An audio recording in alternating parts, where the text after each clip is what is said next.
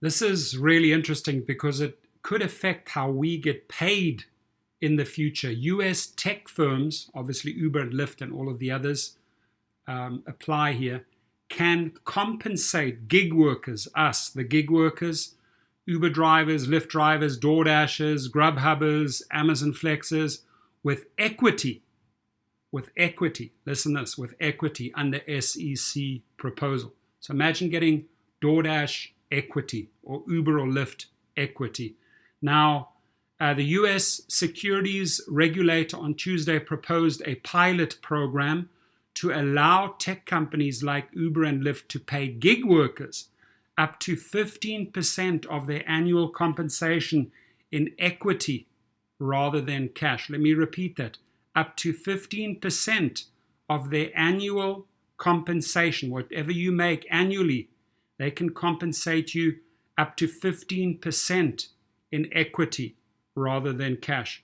A move, it said, was designed to reflect changes in the workforce.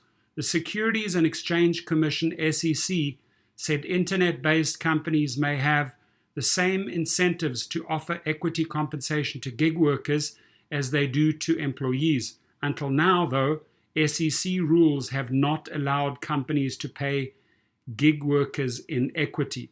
The proposal would not require an increase in pay, just create flexibility on whether to pay using cash or equity. It comes amid a fierce debate over the fast-growing gig economy, which labor activists complain exploits workers, depriving them of job security and traditional benefits like healthcare and paid vacations.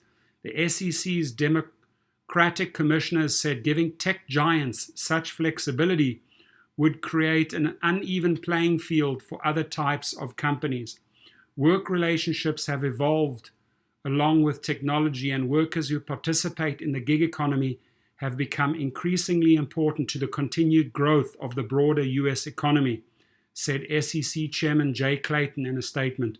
The proposed temporary rules would allow gig workers to participate in the growth of the companies their efforts support, he added, capped at 15% of annual compensation or $75,000 in 3 years.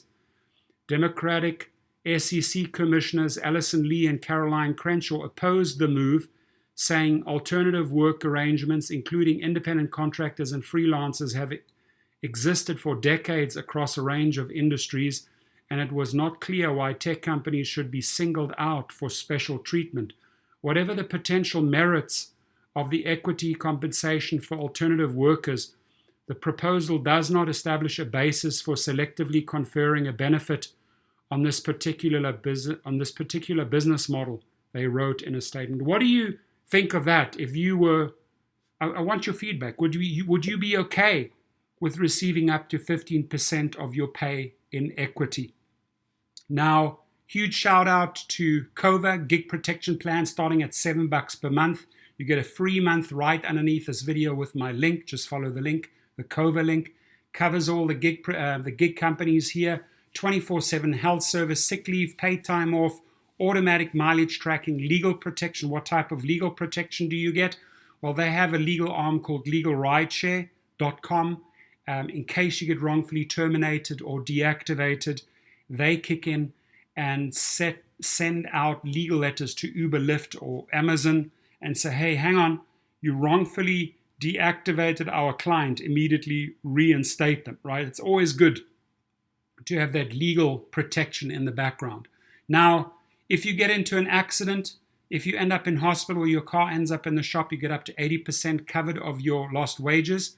And again, their legal partner, legalrideshare.com, they're in Chicago. They cover all drivers, delivery drivers throughout the United States. In case you get injured, in case your riders got injured in your car, you have property damage to your car, you've been out of commission for a few months, you've lost a lot of wages, they will handle the entire insurance claim process for you. Legalrideshare.com. Go check them out. Have a great day.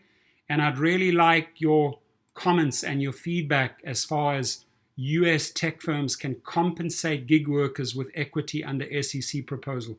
Would you be okay with that? Yes or no?